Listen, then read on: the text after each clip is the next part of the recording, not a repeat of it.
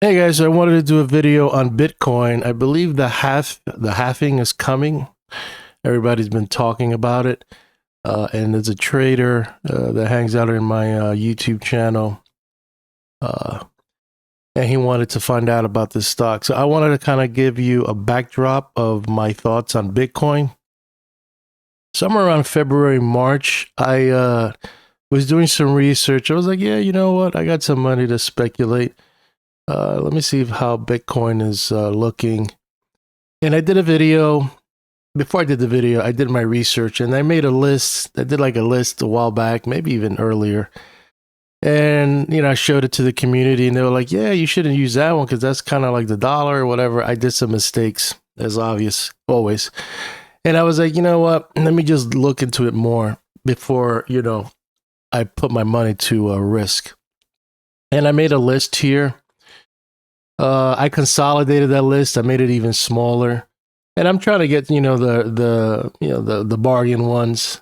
This one is kind of risky or controversial. XRP, there's the ADA, there's the Dogecoin, whatever, the little dog, Matic, Shibu, AMP-USA. Maybe that might switch. I had that because it was kind of moving when I did this list. I'll go something, and then obviously Bitcoin. And I was like, all right, I got my little list. Let me see. Let's start off with the cycles. And when I looked at the cycles, pretty much, I'll put a link on the video that I did in March. I think it was the night. I did two videos, March the 19th and the 20th. March the 19th, we were around here, and this is the 20th. Or something around there. I know it was definitely March, but I'll put the link. You can look at the timestamp when it was posted. And I was noticing that the cycles were going like this. I'm trying to remember if it was the weekly or the daily, but look at the video. You could probably, I'll tell you which is the one that's doing it. And I was like, oh, wait a minute. I don't want to buy when the cycles are topping. What's all this excitement and all this halving and all this stuff? And I was like, yeah, I have to have a choice. It's like either I'm going to ignore it and hoping that the halving comes and we, when I was here, actually, like buy it, maybe, gotten in, but then really would have been bread because I was thinking about it around March the 19th, 20. But then when I saw that cycle, and a lot of the Bitcoin guys are like, yeah, well, that's not valid. It's every 4 years. I've been hearing the 4-year cycle, the 4-year cycle. And, it might be truth to it. And it could be valid. Like this could be, valid. And Bitcoin could still continue going higher. It could explode with the halving once I believe they said it was this Friday or somewhere soon. So when that happens, it could just go boom and ignore this weekly cycle. I mean, the dollar's going up and all the cycles from the daily and the weekly are pointing down. Isn't that an anomaly? But, like I said, price is king. Not everything is going to work. So you have to make a choice. And I made a choice of like, you know what, I'm going to stay out of it. If the halving comes and, it explodes without me, that's fine. I got to stick to my gut one, and I got to just stick to what, I believe and what I study. And I know that spectrum cycle analysis is not perfect. The gold, as an example, gold futures, the cycle and the weekly and the daily are still up.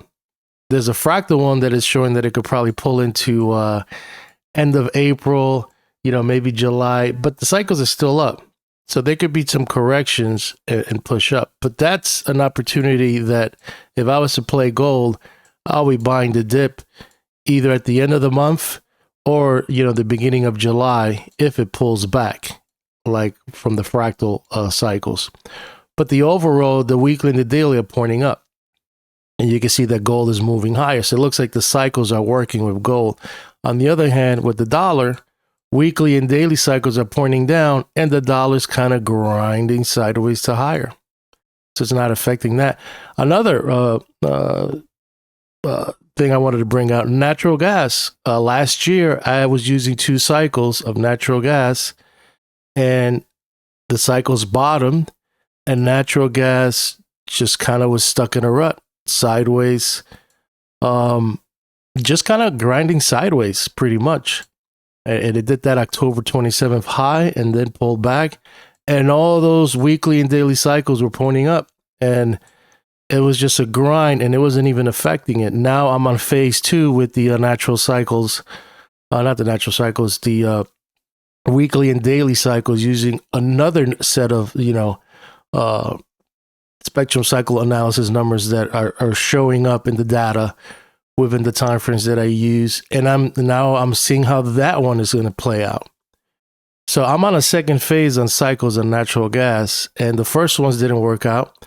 We're not on the second one, and I want to see what's going to happen. And if nothing happens and natural gas is just going sideways while the cycle's going up, then we have 2 strikes, on natural gas, that the cycles didn't work out. And then we'll probably go to a third one. And then once the third one comes in, maybe spectrum cycle analysis does not work on natural gas. And then I just have to accept that reality and try it on other instruments except natural gas, because it's not. Natural gas is just ignoring it. All that to say is that it's a 50-50 risk chance that the cycle may work, and for whatever crazy reason, Bitcoin sells off or just follows the cycle. Now, if the cycles were pointing up like this, that gives me some confidence and some catalyst. Like, you know what? Maybe this halving thing could probably play out, since I believe in the cycles and they're pointing up. It's like this thing might probably explode. And, it could probably go against me and trap me even while the cycles are going up. So you see what I'm saying? It could go either way. But I like to trade with the wind behind me, pushing me forward, instead of, especially that I believe in cycles. So all that to say that is that I'm not participating of the halving, but I wanted to put that out and show you the video and the reason why that I'm not participating. So if Bitcoin explodes, kudos for all you guys that are long and then, in the trade. I wish you guys nothing but success, and hopefully that this halving thing explodes to the higher. But looking at the price action, it's having failed new highs, and now we kind of almost at a new low, but just kind of chopping around. I guess it's just waiting for this halving thing. So anyway, that's all that to say. That was the list I had. Once I saw the weekly cycles, or was it the daily? Maybe it was the weekly, because the weekly is a bigger time frame. I got spooked, and I was like, nah, I'm not going to do it. I'm not going to trade it. And, in hindsight right now, I'm glad I didn't, because I don't know what it is, but it's kind of weaker, but you never know. Things could change, overnight. So let's go into, and for those that wanted to see at least the time, the settings, we got sell signals on Algo USD. There's a sell signal here. I got 2 indicators I'm working on. It's still in buy mode, but this one is showing a sell. Shibu is in a sell mode, even though the super trend hasn't triggered. This one is in a sell. This one's really deep. Deutsch, still with the super trend buy but sell, and ADA, super trend, and my other indicator on sell mode, and XRP, both super trend and the other indicator on sell mode on the daily. I could do the weekly, but I don't want to waste time on that. Let's go into the stock that they mentioned or wanted me to check out. So they're saying that this stock, WULF, has a potential if the halving plays out right and people want to get in, because, the supply, or I guess the Bitcoin, it's kind of shrinking with people owning it, and you're going to have less opportunity to own it, from what I understand, and get what's going on with the halving. So just looking at this, one is a baby stock. I think this thing started around 2021. So I'm kind of cautious with baby stocks, because I got burned with App Harvest. There was a SPAC and I got smoked on that trade. So I learned my lesson. I've learned a lot of lessons. I was just stubborn and hard-headed, to be honest. I was just thinking about the technology and farming and food, and and then on the side note, they were talking about there's going to be food shortages in the U.S. I was like, maybe this is going to be a good play, but I got trapped and got stopped out and lost a lot of money. So this one as 2021, so you already got 1, 2, 3, 4 years here. And this one kind of was a positive year, and this one is like now a little negative. So the high was what? $4, and the low is 54 cents. So you're kind of like in that ballpark range. So this is a yearly chart. So I'm guessing using Gann technique, you might have 2 more years down. And then things might turn around, but that's just me speculating. Hopefully this doesn't deter you from, I'm assuming you want to go long, but just kind of throwing Gann theory in there. This could probably play out to, maybe this year and next year down, and then, you'll turn around, but that's just speculation. And the problem is also with baby stock, it's hard to put cycles on it because, it's such a baby, it's a baby. It's a real baby. I look at it as a baby. So there's like not much data. We don't really know it's in DNA. You have to go, more hardcore Gann stuff and look at, first trade and the time and kind of, look at, get a bigger picture in regards to that. But just kind of looking at it at a glance, it was as high as 35, as low as 54 cents, kind of going sideways right now. Maybe waiting for this, what you call it? The halving.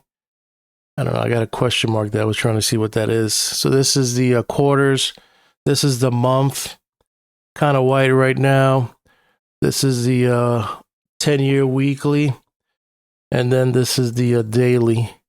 Kind of giving you the range, more fractal. So from 89 all the way to 404, and you're kind of around 202. Kind of a triangular pattern.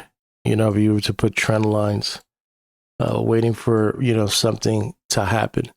Let's put our simple glance chart here. So on the simple glance chart, it's kind of toppy on the top end on the monthly chart, but still, could continue, grinding or going higher. You got a PPS buy signal that kicked in on March. But you're in the chop fest zone, you need to either crack below $1.45 or take out 237. And this is your midpoint pivot on the monthly, which is 263. So at least you wanted to get above the MOBO and the midpoint on the monthly Woody's pivot. But you got all these little wicks here.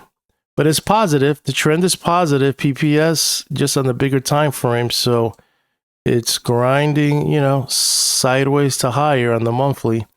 On the weekly, you get a different picture.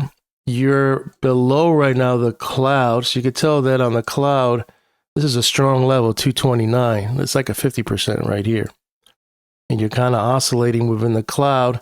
And the point of control is $1.73 on the monthly. And the MACD is negative, but hasn't crossed the 0 line on the histogram. And your value area low is 53 cents. Wow. And you got this linear regression channel right here that if it dips and you're thinking about getting it, that'd be like around $1.20 around there. This could probably be a good area, for entry. Oh, what's the monthly linear regression? Yeah, the linear regression on the monthly is down, but the weekly is pointing up, and this is your midpoint right here, around $2. And you're at what, 202, and the mobile bands are $1.97, so it's trying to hang in there. So let's see how that plays out. So negative MACD below the cloud, a little risky here, but sometimes you got to take risks, to get some gains. See over here how the linear regression, kept poking, and people were already shorting into it. It's the same thing here could apply. This could be a good area if you're not in or thinking about getting in, or someone who's consider trading this. This could be a good spot.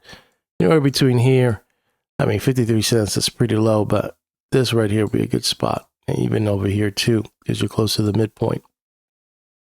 And on the daily, you're below the 20 SMA, the 50. You're kind of getting a pop now. And the daily is about to get a crossover, and the linear regression channels are pointing sideways to, higher. So if it gets here, this could be also an area to accumulate. If you want to use the daily time frame, you got the point of control right here at $1.70. On the weekly is like $1.74. So yeah, so this is a little sweet spot. And once it climbs over, keep an eye out for 221 and 225. Your midpoint, your value area high is 254. Let's look at the midpoint chart here. So yeah, you're very, very close to almost kissing this week the $1.70 level. As you can see, I got my volume profile here. Let's put this to candle. And so far you're above, the range, but it's kind of been narrow. That's why these targets are so close to each other. On the weekly, it's a little more spread out. But you're above on the 187 on the daily. You got a nice pop, but you're below on the weekly midpoint, which is 230. And you got, the 25% right here kind of holding and kind of getting a buy signal on the 4 hour. And you got the midpoint around 225. So that's all I could to say as of right now is that I guess whatever happens in the halving, it's going to probably affect everybody. I own Hive, HIVE. I still own it. I don't know how it's doing that. I don't know where it's at. It's probably not doing good compared to everybody else. So it's at 254. Yeah, below, hovering around the 50. It's just negative. Not above. Nothing is green here. The midpoints. And it's even weaker below the point of control.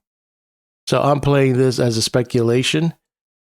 So I didn't want to, buy Bitcoin, but I got into Hive, and I've been holding it for a while. But it hasn't been doing great. It hasn't been really moving. I think there's other players that are stronger.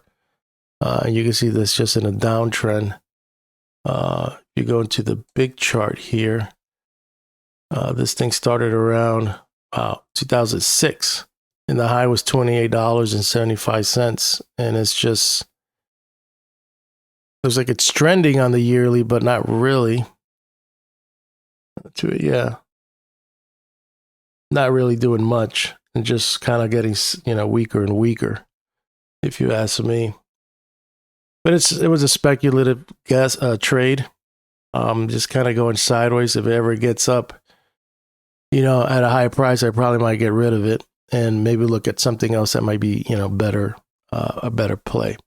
But hopefully that helps. My thoughts, sometimes I'm right, sometimes I'm wrong. But that's my honest truth. I wish you luck, whatever you do in this trade.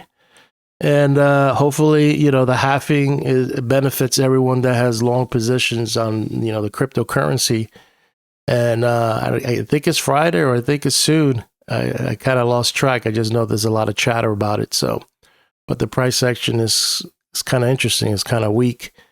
And I'll include the links on my Bitcoin, thesis and why I just kind of stood away in regards to buying cryptocurrency, just kind of playing with the Hive stock trade and see how that plays out. I'm going to sign out. Hopefully you like this video, and I'll keep you posted on my thoughts on the crypto market.